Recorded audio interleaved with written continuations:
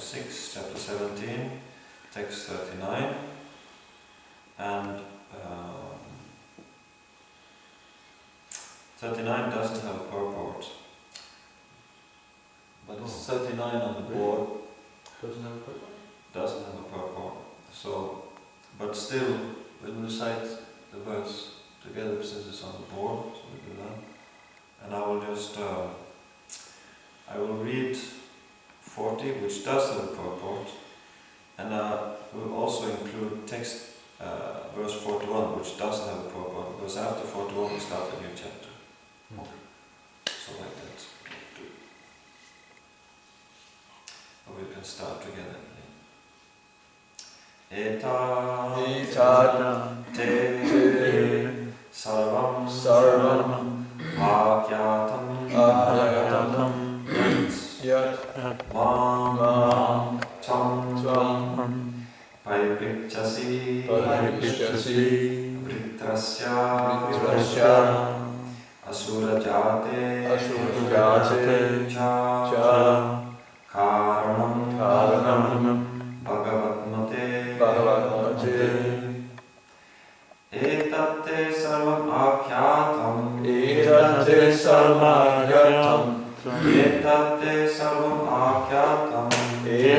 sarvam akyatam yanmam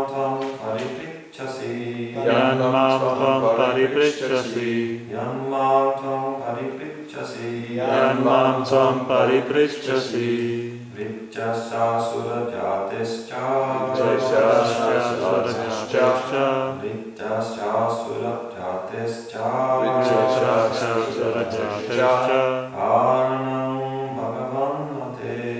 Haranam Bhagavan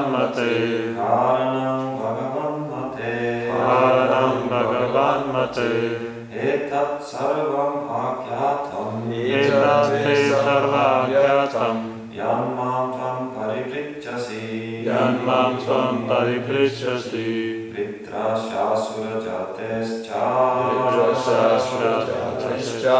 Haranam Bhagavan Mate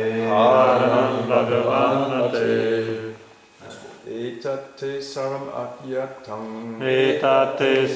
akyatam Yanmam tvam pariprichasi Vrityasasura jatescha Haranam Bhagavan Mate Etate sarvam akyatam Yanmam tvam pariprichasi Vritrasya surajatescha Karanam Bhagavan Mate Etate sarvam akyatam Yanmam tvam pariprichasi Vritrasya surajatescha Karanam Bhagavan Mate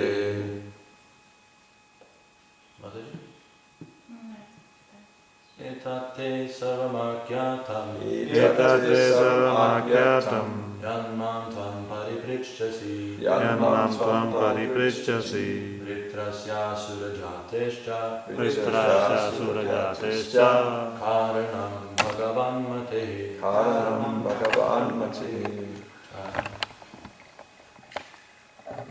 Eta this te unto you sarvam all akyatam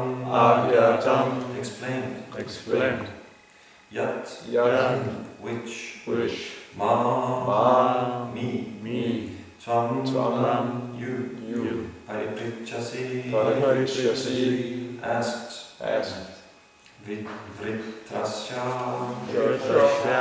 of Vritrasura Asura Jate whose birth was in a species of Asuras Cha and Karanam the cause Bhagavat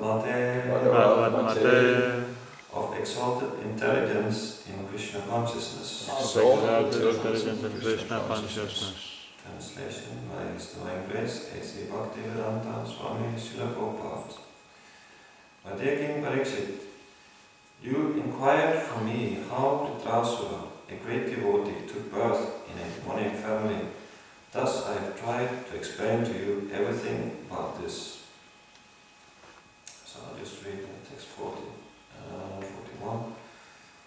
Itihasamimam punyam Chitraketur Mahatmana Mahatmyam Vishnu Bhaktanam Srutva Bandha Vimuchyate. Chitraketu was a great devotee, Mahatma. If one hears this history of Chitraketu from a pure devotee, the listener also is freed from the conditional life of material existence. Purport. The historical incidents in the Puranas, such as the history of Chitraketu, explained in the Bhagavad Purana, are sometimes misunderstood by outsiders or non-devotees. Therefore, Sukadeva Goswami advised that the history of Chitraketu be heard from a devotee. Anything about devotional service or the characteristics of the Lord and his devotee must be heard from a devotee, not from a professional reciter. This is advised herein. Sri Chaitanya Mahaprabhu's secretary also advised that one learn the history of Srimad Bhagavatam from a devotee. Yaha Bhagavata Pada Vaishnave Rashtane. One should not hear the statements of Srimad Bhagavatam from professional reciters, or else they will not be effective. Quoting from Padma Purana, Sri Sanatana Goswami has strictly forbidden us to hear about the activities of the Lord and his devotees from the mouths of non-devotees. Avaishnava Mukol Girnam Bhutam Hadikatam Itam Savanam Neva Kartavyam Sarvochistam Yatapaya. One should not hear anything about Krishna from a non-Vaishnava. Milk touched by the lips of a serpent has poisonous effects. Similarly, talks about Krishna given by a non-Vaishnava are also poisonous. One must be a bona fide devotee, and then he can preach and impress devotional service upon his listeners. Text 41. Ya eta prata uttaya sradhaya bhagyata patet itihasam harim smritva sayati paramangatim. One who rises from bed early in the morning and recites this history of Chitraketu, controlling his words and mind and remembering the Supreme Personality of Godhead, will return home back to Godhead without difficulty.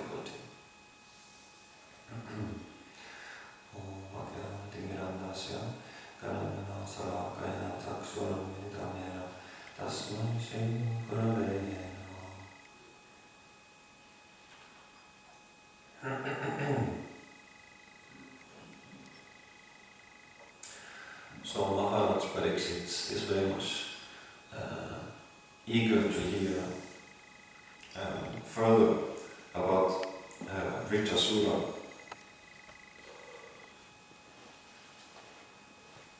He was very much, we may say, he is very much eager, and Srila Sukadeva Goswami, he has now explained about how it was that Vritrasura, he took birth in a demonic family. So therefore Sukadeva Goswami, in this verse today, he says, My dear King Pariksit, you inquired from me how Vritrasura, a great devotee, took birth in a demonic family. Thus I have tried to explain to you everything about this. So Sukadeva, now you asked and now you have heard, like that. And it's interesting that Sukadeva Goswami says, I have tried. He doesn't say, I have explained.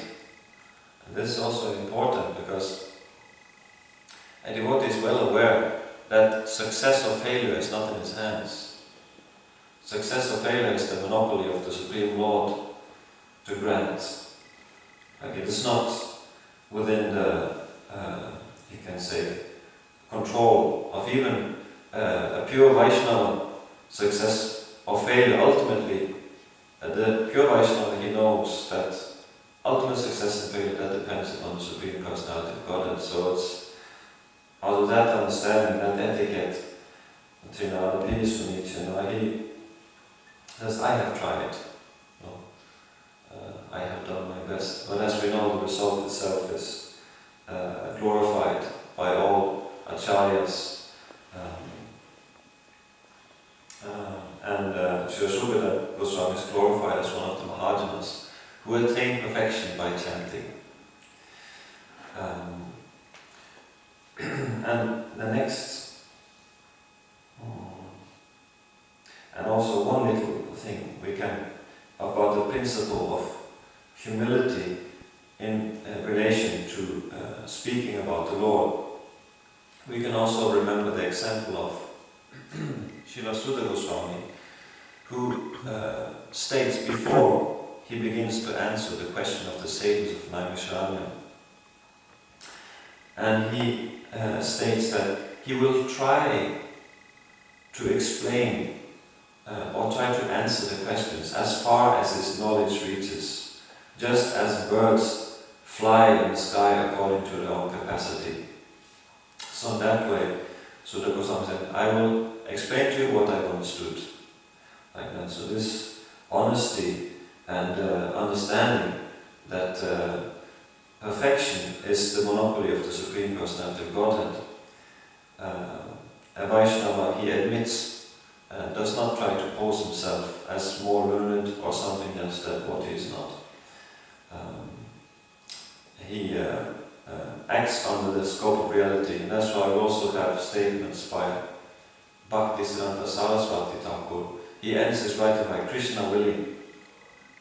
That's Krishna willing, it may happen as that, but if Krishna doesn't want, it will not come out. So Krishna willing, that's also a very nice indication of how the mood of a Vaishnava should be whenever he attempts to do something. So, like this, we can, the text 40, well, what we have in generally after a chapter of the Srimad Bhagavatam, or generally in Vedic literature, whenever there's been a narration, there's something called a Shruti, Strutifal, which means the fruit of hearing, which we see again and again throughout, also especially the Bhagavatam. And this Strutifal, which means the fruit of hearing, what is attained by hearing this narration that has just been narrated. And this verse, it indicates such a Strutifal. And it states, Chitraketu was a great devotee, Mahatma. If one hears this history of Chitraketu from a pure devotee, the listener also is freed from the conditional life of material existence.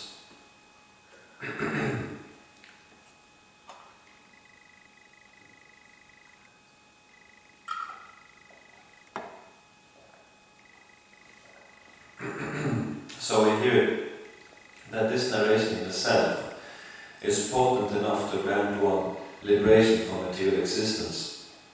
But as we hear, there is a condition there, and that is that one who hears this history of Chitraketu from a pure devotee, so it will not act, the Srutifal will not be realized unless one hears it from a pure devotee. And Srila Prabhupada spends a great deal of, explains this further in the purport. And first indication he gives that the history of Chitraketu explained in the Bhagavad Purana are sometimes misunderstood by outsiders or non-devotees. So, this misunderstanding, you may say, may be of various degrees. And there's one, at least I can think of how non-devotees, they misunderstand a narration such as this. we may think of an example. And the vivid example was that Swarup Damodar Goswami, he's also mentioned later on here, Swarup HG Chaitanya Mahaprabhu's secretary.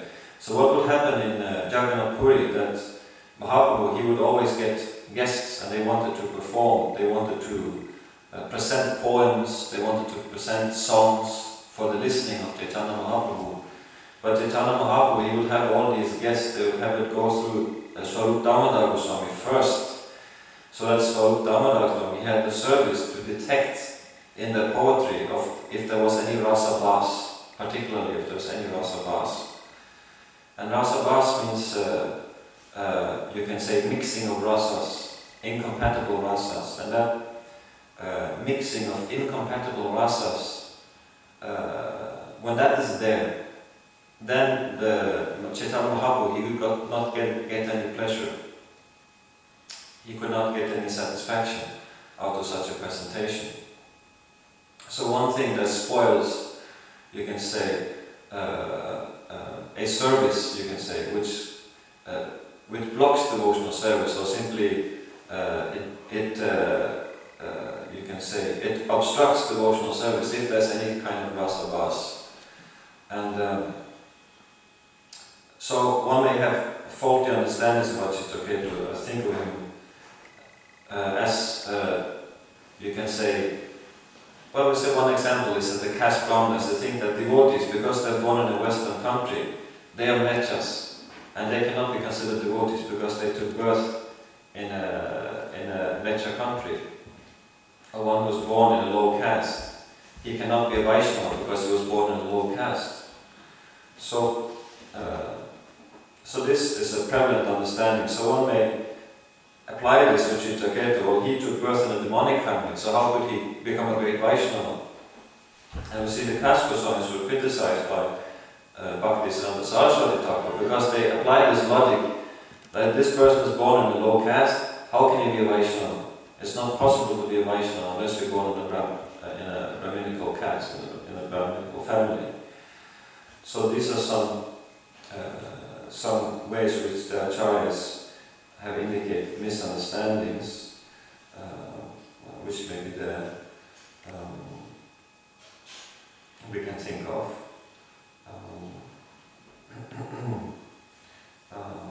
So the question is that we have this whole science about rasa bas, about rasas, and what should be there presented properly so that it will be appreciated. So this, if you're non-devotee, you will not know this. You will not have studied this. You will not come through the nectar of devotion by Rupa Goswami. You will not study the examples that Rupa Goswami gives about incompatible rasas, and you will not know the rasas themselves.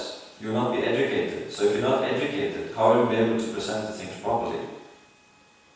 So it means that a devotee is actually who's expert. That one of the characteristics of a devotee is expert, is daksha, and he is also devotee is also expected to be learned in one sense. One may not know many slokas, but at least one should not. If one is not very well versed in the Vedic literature, at least if one is a pure devotee, he does not attempt to explain further than that what little he knows. So one may not know many shlokas, but one doesn't attempt to speak further than what he knows. Then he still, even though he's not knows a whole lot of verses, he may still be able to perform pure devotional service. But we also have this vast Vedic literature, which is full of knowledge about how exactly to perform devotional service according to time, place, and circumstance. And one who knows this very well, he is well versed, who is experienced, he is able to execute devotional service in any time, place, and circumstance in such a way that it will be pleasing to the Lord. And that is indication of the high qualification of a devotee, because a non-devotee will not be able to do this because he simply doesn't have the knowledge.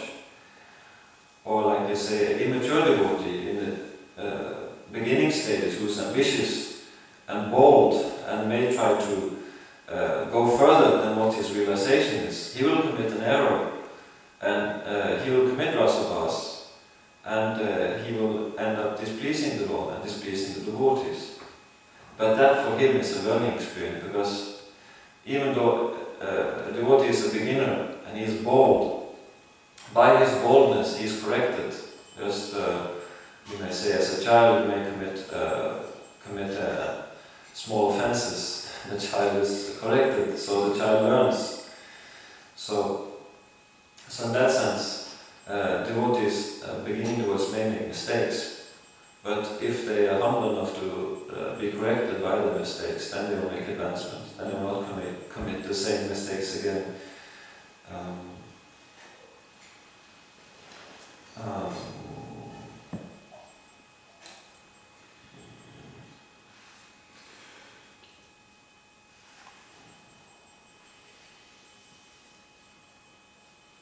So Prabhupada explains a lot about the characteristics, what's required.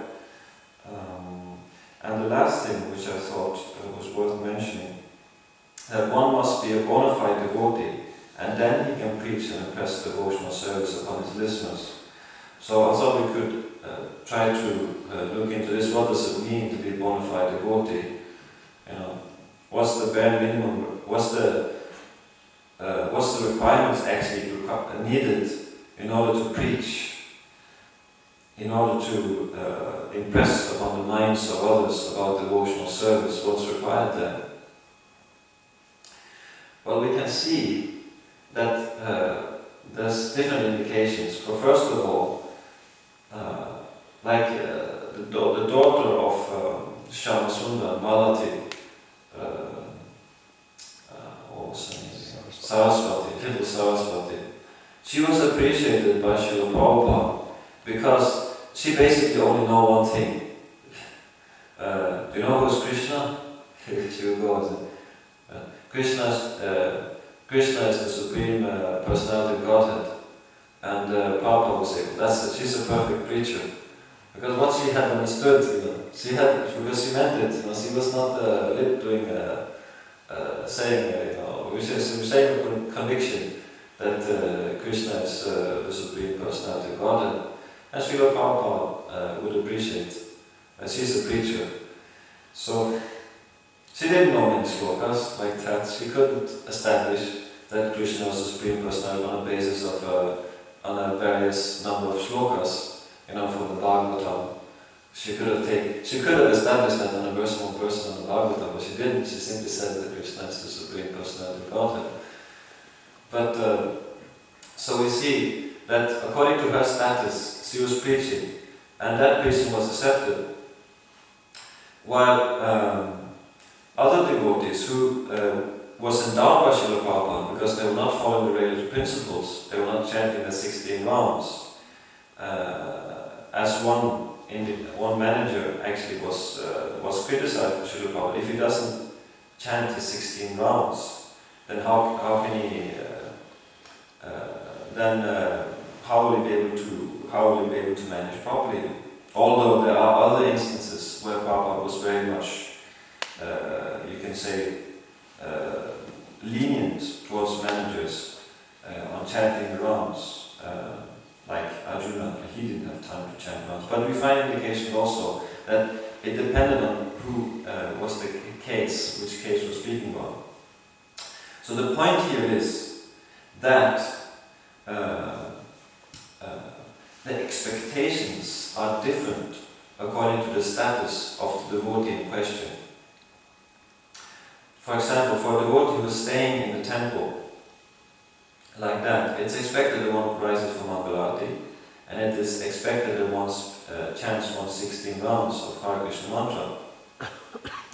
If this is not there, then one must understand that that's a problem. And if one is callous about it and thinks that, well, it's not a real problem, I don't really need to, I don't need to follow these rules and regulations, and one still speaks, one still, thinks himself a big preacher, then this is not bona fide. This is when we get in, I would say, this is when we get into the problem, in a problem about presenting ourselves as something we're not. So we should always mind that there's expectation according to your status in devotional service. Now, how many years you've been around, what responsibility you've been delegated, like that. There comes an expectation with that. And if we don't follow it, that expectation, we don't honor it, and if we become callous and think it doesn't really matter if I follow or not, then we're in a problem. That's a problem.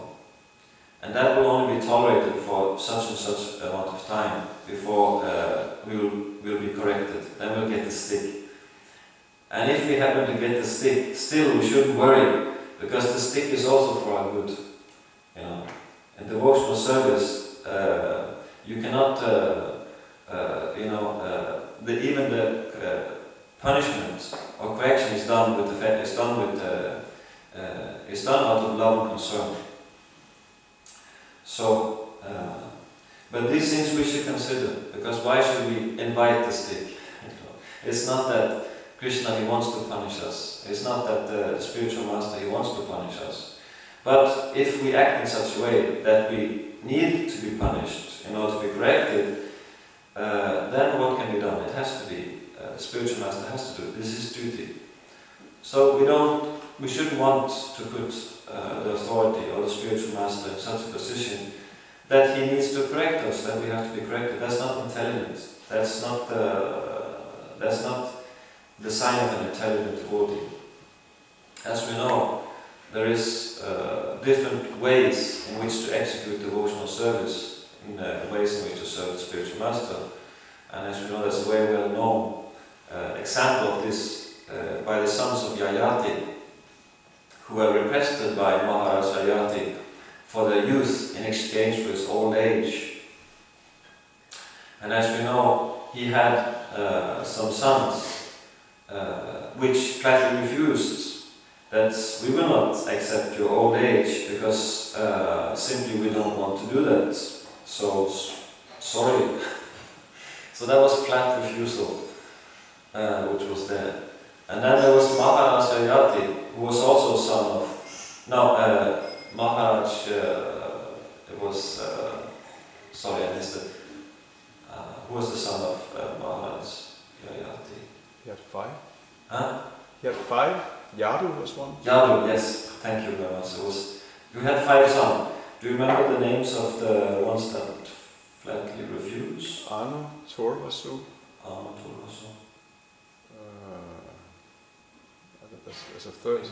Puru was the last. Yeah. But, so the first 3 sons, they flatly refused. And then Maharaj Yadu, he qualified his refusal to honor his father's request. He said that I have still material desires. If I'm not, if I don't get the facility in order to purify these material desires, you may say, through the regulative principles of marriage and so on, to the purification of that, then how will I be able to make advancement? Is it correct? Is that somewhat proper? So that was the grounds he gave to deny his father's request. And I said that was religious. That denial, on basis of that, you can say argument or condition, was actually considered religious. So he was not condemned. While then Yayati, he asked Puru, the youngest son, and he said, yes, I will do it. And he stated, while a comment to why he said yes, that at least I will not become like